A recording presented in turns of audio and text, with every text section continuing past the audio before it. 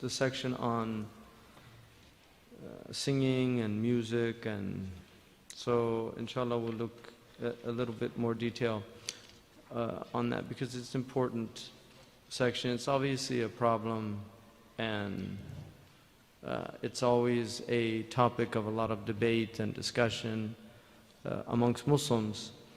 So he says, كَذَا غِنَاءٌ لِحَرَامٍ دَاعِي وَغَيْرُهُ يُكْرَهُ كَالسَّمَاعِ. The ghina in Arabic means generally singing, but because the word musiqa is from a Greek term, museke, the Arabs took musiqa from the Greek. So the Arabs generally, al-ghina can mean music. They also use the word tarab for something that excites you. One of the words for the musician is mutrib, or the singer is a mutrib. So we get in the English language and out of the French, troubadour is probably from that derivation. So he's basically saying that that if it's something that calls to the haram, then it's like that, and other than that, it's makruh. And then he says kasamai. Samāʿ, if people noticed last night at the dinner when the waiters walked by and they were all talking amongst each other, Sri Abdul Fattah said, he stopped singing and said, Samāʿ. He was basically letting them know this is called Samāʿ, because Samāʿ means to listen or audition, A-U-D-I-T-A-O. And so Samāʿ is a tradition that arose out of the Islamic spiritual tradition, which was where people would sing qasa'id. Now the Prophet ﷺ undeniably, and nobody could deny this, had people amongst him who did sing, and Anjasha was one of them, Amr ibn al-Akwa was another. In the Sahih of Imam Muslim, he's there, he sang for the Sahaba in front of the Prophet ﷺ. We know the two jariyas that were singing, some young girls were singing on the Eid day, and Abu Bakr came in. We know in Tirmidhi and Ahmad and Bayhaqi and others, the black woman who swore an oath that if the Prophet returned safely, she would bang her drum and sing. أضربوا الدف وأتغنى. And the Prophet ﷺ said, if you made that إذا نظرتي, right? So if you made that nadar, if you made that vow, then fulfill it. And she began to bang her drum over the Prophet ﷺ's head, and he allowed that. And then in one riwayah, Abu Bakr came in and she kept playing her drum and singing. Then the next one, Ali came in, and then Uthman came in, and then when Omar came in, she stopped, put it behind her, and then sat on her drum. And the Prophet ﷺ was amused by that and said that, even Shaitan's afraid of you. And that implies, and some of the scholars took from that a negative thing, but the scholars, and that hadith is considered a mushkil hadith. It's a problematic hadith because you cannot make an oath in something that's prohibited, and you don't fulfill an oath. If you made an oath to fulfill something that was haram, you don't fulfill that because it's not a vow, rather, a nadar.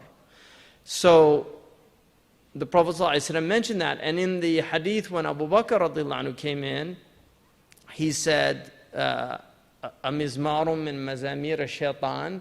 Is this a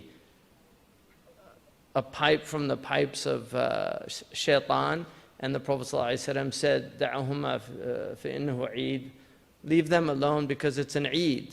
So in other words, and in fact, the ulama who argue in favor of the permissibility of these things say that Abu Bakr was making a ruling over the dominant aspect of music, which is it is a mizmar from the mazamir of Shaitan. And if you look out there around the world and just look at what music is used for and the people involved in music, it's pretty clear who's running the industry.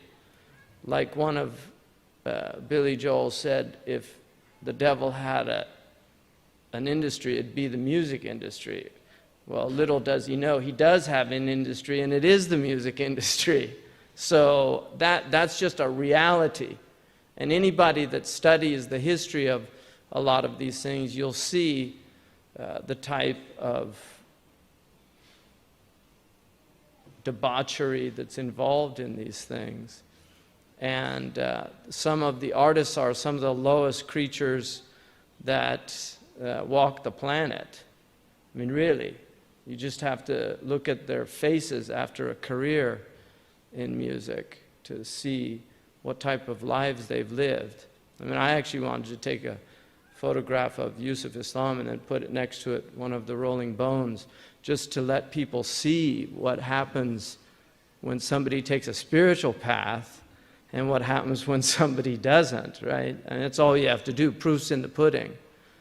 Because, like somebody once said, at 50, everybody has the face they deserve. Really. So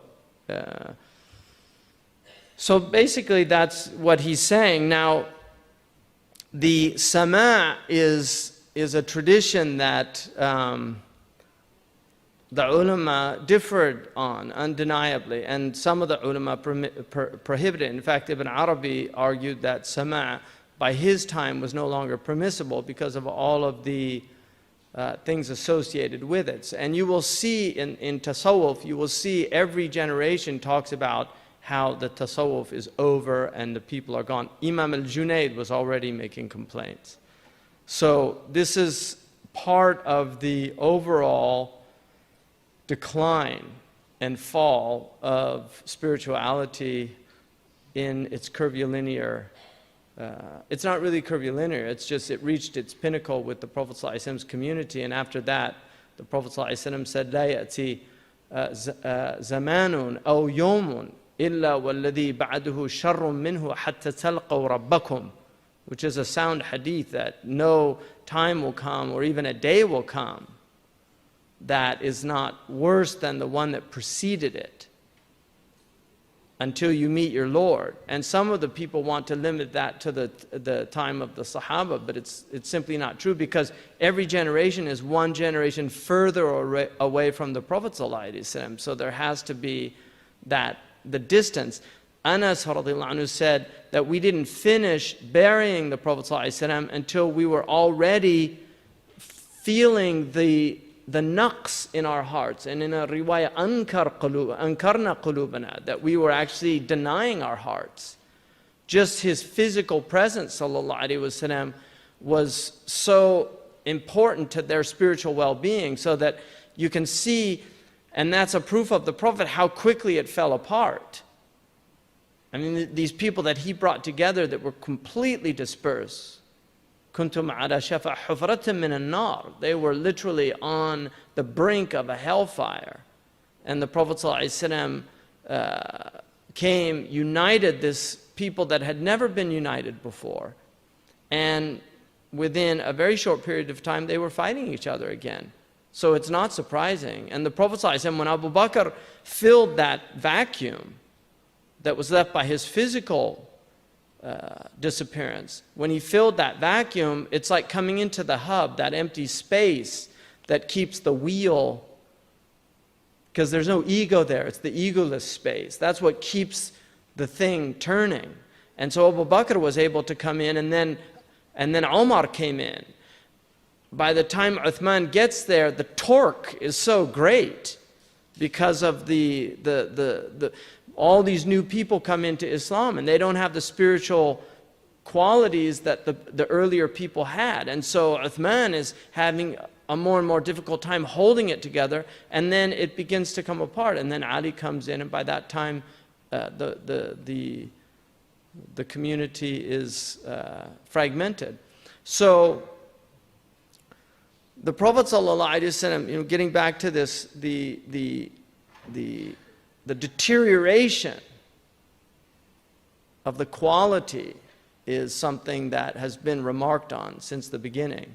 And so it's not surprising that you'll find these constantly. Now, the Prophet ﷺ permitted alhan al-Arab, the tunes of the Arabs that were used. Lahan is the tune. And even the Quran was to be not sung but chanted with the alhan. It's permitted to chant the Quran, which is why we have Quran reciters that will chant. And the master Quran reciters learn the maqamat. So they actually know the maqam. See, if you watch them